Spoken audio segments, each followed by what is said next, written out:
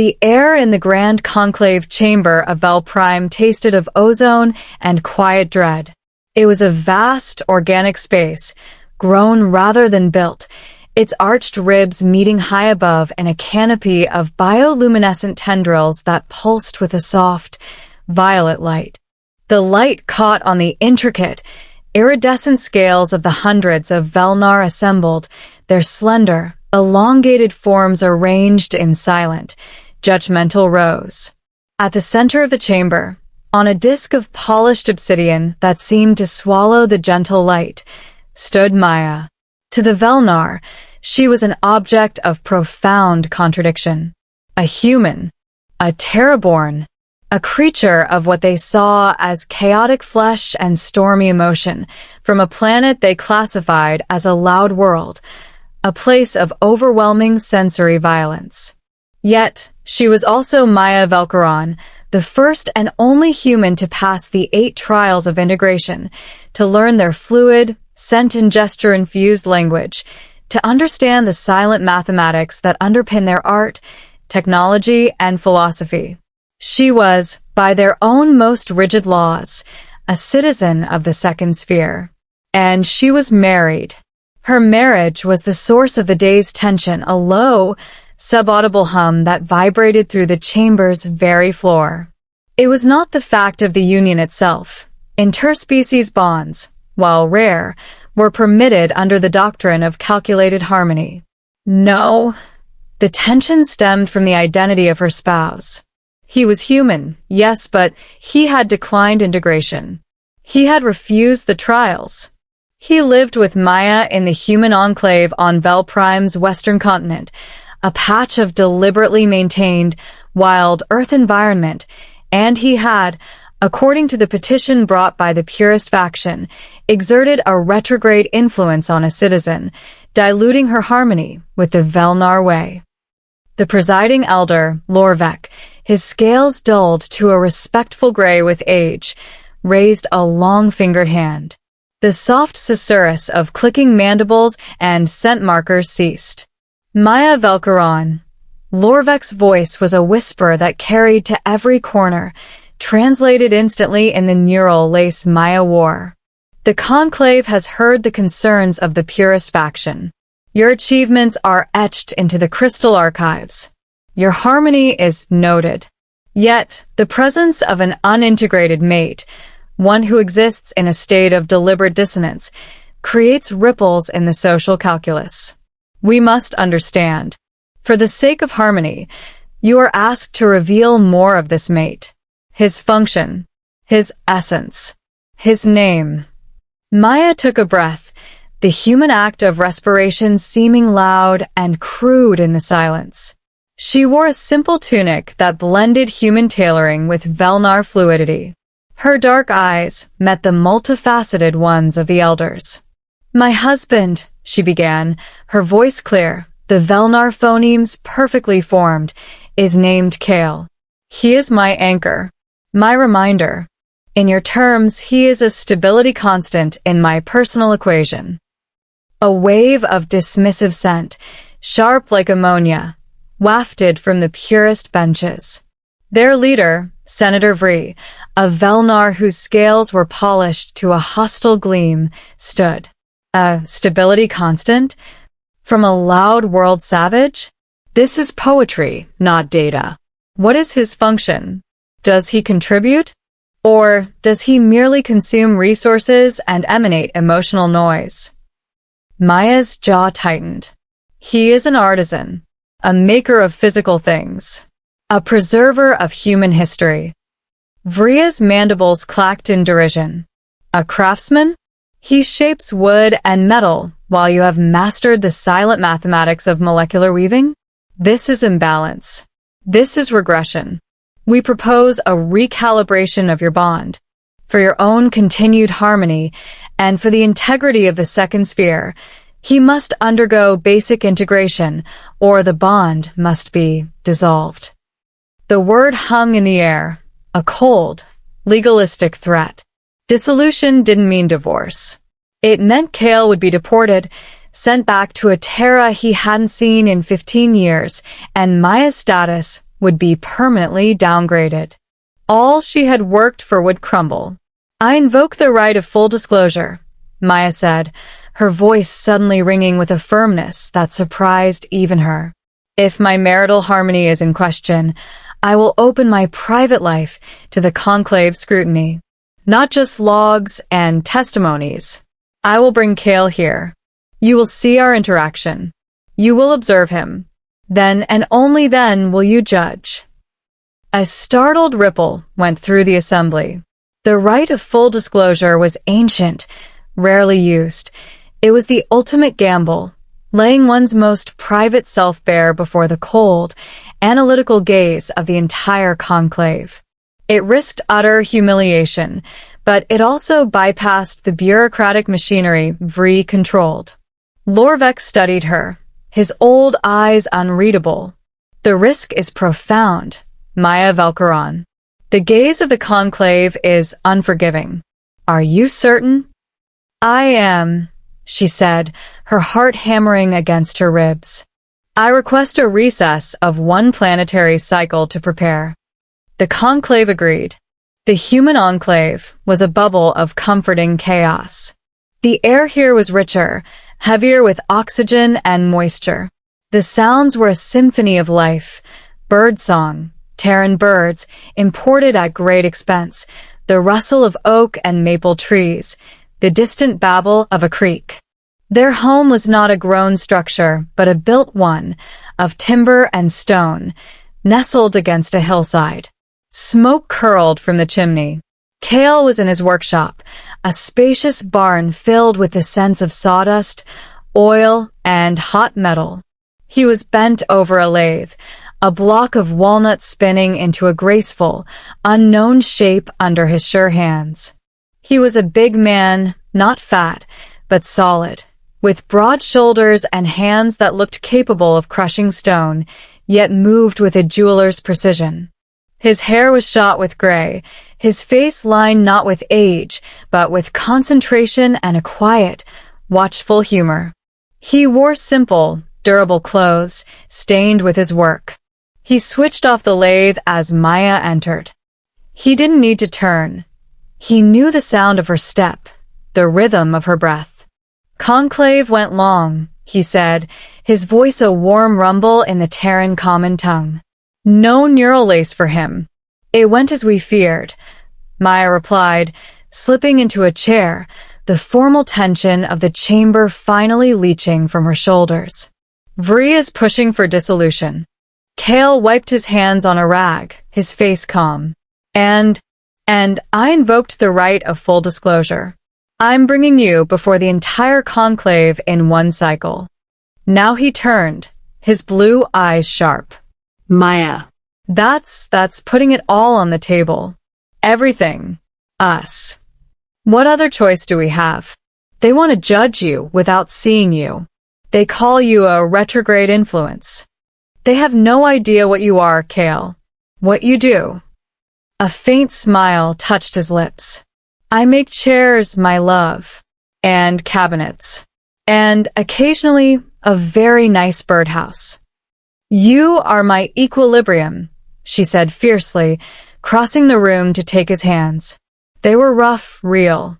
They live in a world of pure theory, of calculated harmony. They've forgotten what it is to make something, to have a thought, and then use your hands to force it into the world. They grow their buildings, program their art. You fight the wood into beauty. You show me that harmony isn't just about stillness and acceptance. It's also about the tension between will and material. That's what they don't understand.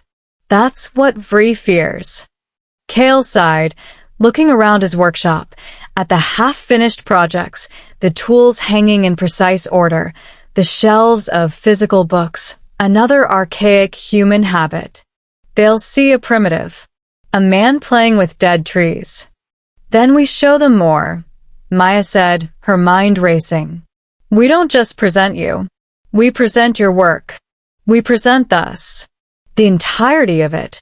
For the next cycle, they prepared. It was not a preparation of speeches or data streams, but of life. Maya used her high-level access to request a conclave exemption. Kale would be permitted to bring artifacts pertinent to the demonstration of marital harmony. He selected pieces carefully. The finished walnut bowl, its grain a story of a tree's life, a complex mechanical clock he had built from scratch, its brass gears gleaming, a leather-bound journal filled with his sketches and observations, not of Vel'narr society, but of geology, of cloud formations over the enclave, of the way light fell through their kitchen window at dawn. Maya also accessed something else. Something deeper in the crystal archives, a classified tier related to Terra. She pulled files, not with her citizens' access, but using a back-channel algorithm she had developed during her trials, a ghost in the Vel'narr data stream. What she found made her blood run cold, and then hot with a fierce, protective fury. She said nothing to Kale. The day of the disclosure arrived. The Grand Conclave chamber was packed, the air thick with anticipation and the cloying scent of collective curiosity. The obsidian disc was now set with two simple, human-style chairs made by Kale, and a table to hold his artifacts. A visual and olfactory capture field was activated, ensuring every minute detail, every scent marker, would be recorded and analyzed by the conclave. Maya entered first, standing beside her chair. Then the great doors opened, and Kale walked in. He moved with a jarring, gravitational presence. Where the Vel'narr glided, he planted. His footsteps were audible. He wore a clean, simple shirt and trousers, but carried his workshop in the faint scent of sawdust and oil that clung to him in the permanent calluses on his hands. He looked around the chamber, not with awe or fear, but with the appraising eye of a craftsman, noting the joinery of the grown arches, the quality of the light. He nodded politely to Lorvek, then sat, his posture relaxed but utterly present. The wave of scent from the assembly was a chaotic storm: curiosity, revulsion, pity, confusion. Vria's scent was pure, sharp triumph. "Look at this animal," it screamed. Lorvek began. "Kale of Terra, mate to Maya Vel'narr. You are here under the right of full disclosure. The conclave will observe. You may proceed with your demonstration." Maya spoke first, explaining their life in the enclave, their routines. She spoke of how Kale's work required patience, planning, and an intimate understanding of material properties, concepts not foreign to Vel'narr science, but applied in a tactile, physical realm. She showed data streams of their shared environmental impact, which was negligible, and of Kale's independent studies, which were rigorous, if unconventional. Then it was Kale's turn. He picked up the walnut bowl. "This is from a tree that grew for 120 Terran years," he said, his voice translated but his tone calm, respectful, unyielding, coming through. "It knew storms, droughts, fires. The story is in the grain. My job wasn't to create beauty, but to find the beauty that was already there and clear away everything that wasn't it." He passed it to a conclave aide, who took it with delicate distaste. The bowl moved through the elders. Some dismissed it. Others, like Lorvek, traced the grain with a slender finger, sensing the history in the pattern. Kale then wound the clock. He explained the escapement, the balance wheel, the transfer of energy. "It's a machine to measure something your society considers irrelevant, irregular planetary rotation. But in its gears, there is a perfect, ticking harmony, a predictable outcome born of precise, interrelated actions." He let it tick on the table, a sound utterly alien in the silent chamber. Tick, tock, tick, tock. Vri could contain himself no longer. He stood, his scent now one of impatience and contempt. This is a fascinating display of primitive technique, a child's understanding of mechanics. It does not address the core issue. This person exists in a state of voluntary ignorance. He refuses the neural lace. He refuses even basic atmospheric adaptation, requiring his own separate biome. He is a drain. A sentimental attachment that holds Maya Vel'narr back from full potential. He is, in the most precise terms, useless to the Vel'narr Collective. The word useless hung in the air, more damaging than any insult. Kale looked at Vri, then at the conclave. His calm never wavered. Senator Vri is correct, Kale said, and the chamber froze. Even Maya stared. In your context, within the framework of your society, I am useless. I do not contribute to your silent mathematics. I do not seek to grow your cities or chart your stars. My purpose is different. And what purpose is that? Vri hissed. To remember, Kale said softly, and to be a fixed point. It was then that Maya stood. The moment had come. The senator speaks of potential, of use. He judges my husband by a Vel'narr calculus, but he does so from a position of staggering ignorance, because he does not know who my human husband was. The phrasing was deliberate. Was. A past tense verb that shifted the entire axis of the room. What is this semantic trickery? Vri demanded. No trickery, Maya said, her voice gaining power, ringing with the certainty of her discovered truth. You have accessed Kale's public record. Kale of Terra. Artisan. Former soldier. A simplistic categorization. You never looked deeper because you assumed there was nothing deeper to see. But I did. She activated a private data stream, projecting it into the central holosphere with her override codes. It was not Vel'narr crystal, but Terran military cipher, now decrypted. 15 years ago, during the First Contact Crisis, the Terran Confederation and the Vel'narr hegemony stood on the brink of war. A misunderstanding over the colonization of Kepler, 452b nearly led to an exchange of planet-breaker weaponry. Do you remember? The elders shifted. It was a dark, shameful memory in their history, a moment of catastrophic miscalculation, of loud world aggression meeting Vel'narr inflexibility. The crisis was averted, Lorvex said slowly. By diplomatic means. The records are sealed. For harmony. They were sealed by him, Maya said, pointing not at the data stream, but at Kale. Kale closed his eyes, a pained, weary look on his face. Maya. No, Kale. They need to know. She turned back to the conclave. The diplomatic means was a Black Ops mission. A single ship slipping through the fleet blockades around Kepler, 452b. Its mission, to deploy a resonant scrambler into the magma core of the moon the Vel'narr were using as a weapons platform. The scrambler would have rendered every piece of advanced technology on that moon inert for a century, a non-violent but decisive act of disarmament. But the moon's shielding was too strong. The only way to deliver the payload was manually into a volatile geothermal vent. A suicide run. The holosphere showed schematics. A Terran stealth corvette, the ISS Resolute. It showed a planetary profile. And it showed a personnel file. A younger Kale, hair darker, face harder, but the same steady eyes. The rank, Lieutenant Commander. The title, Project Lead, Applied Gravitational Anomalies and Xenocultural Strategic Deterrence.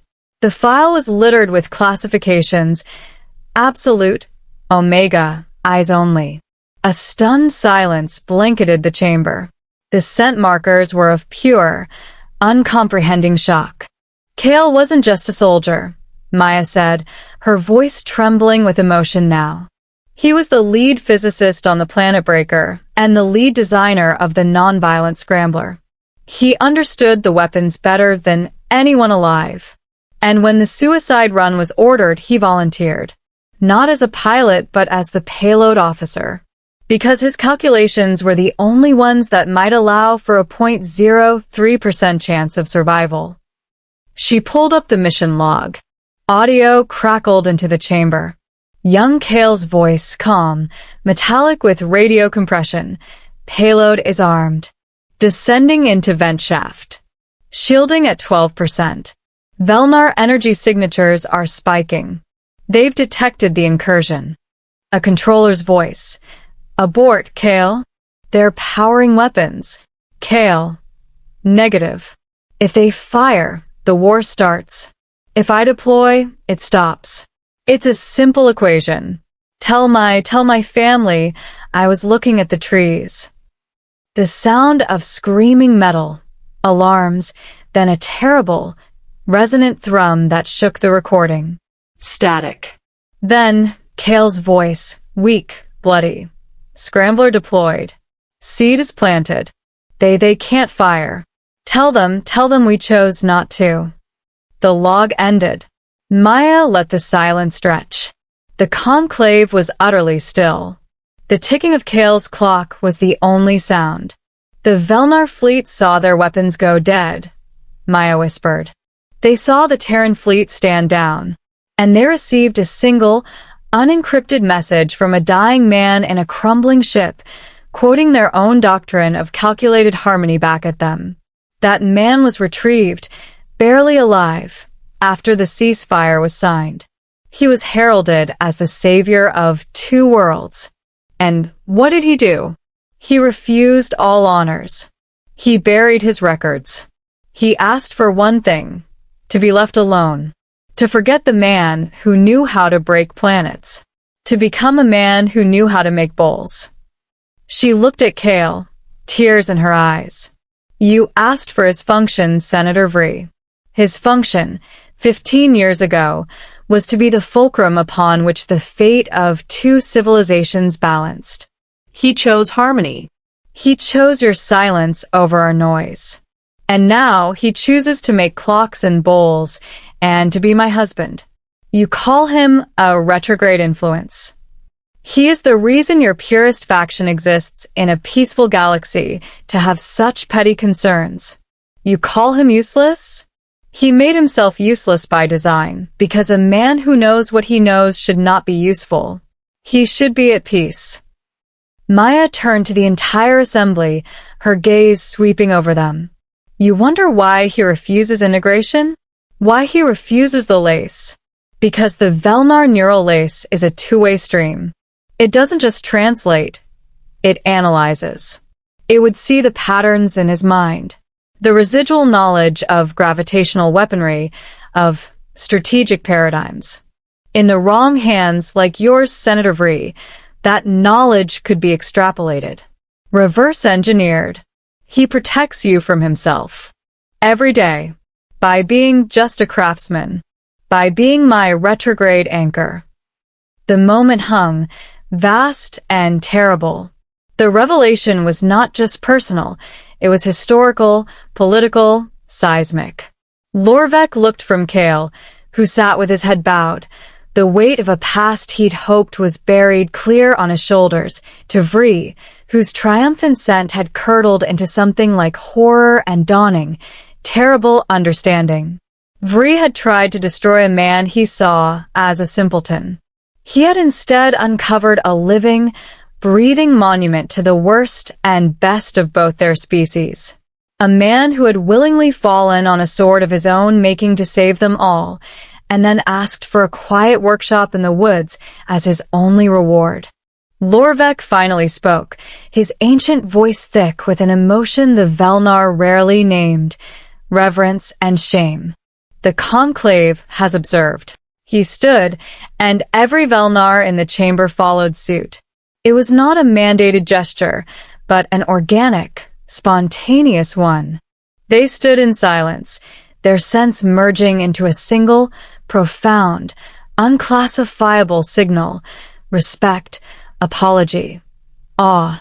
Senator Vree did not stand. He seemed to have shrunk, his polished scales now looking brittle and fake. He was a small creature who had tried to kick a mountain, only to discover the mountain was a sleeping god.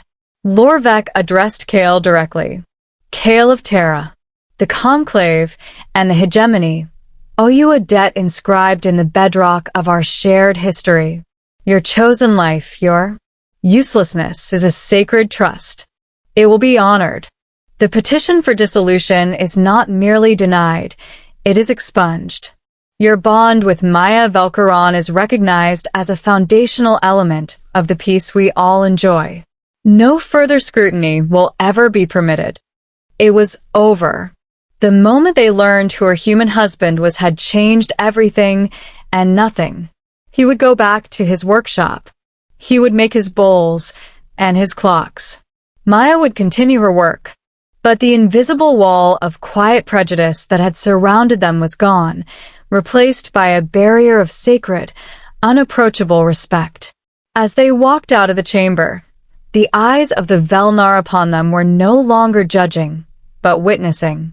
Kale took Maya's hand, his rough fingers intertwining with hers. "You shouldn't have had to do that," he murmured. "They needed to know," she said, leaning into his solid, steady presence. "Now they see you." "Do they?" he asked, looking at the alien sky as they exited the chamber. "Or do they just see the ghost I used to be?" "They see the man who chose to be more than a weapon," Maya said firmly. "They see my husband." And in their home in the Enclave that night, with the familiar sounds of Terra around them, Kale lit a fire in the hearth. He picked up a block of cherry wood, turning it in his hands, reading its story. The past was a heavy thing, but it could be shaped like anything else. It could be carved into something that held not just memory, but peace. The Conclave had learned his secret, but the deeper truth that he found his true purpose not in saving worlds, but in loving a woman and honoring a piece of wood. That was a truth only the two of them, in their quiet, unbalanced harmony, would ever fully know.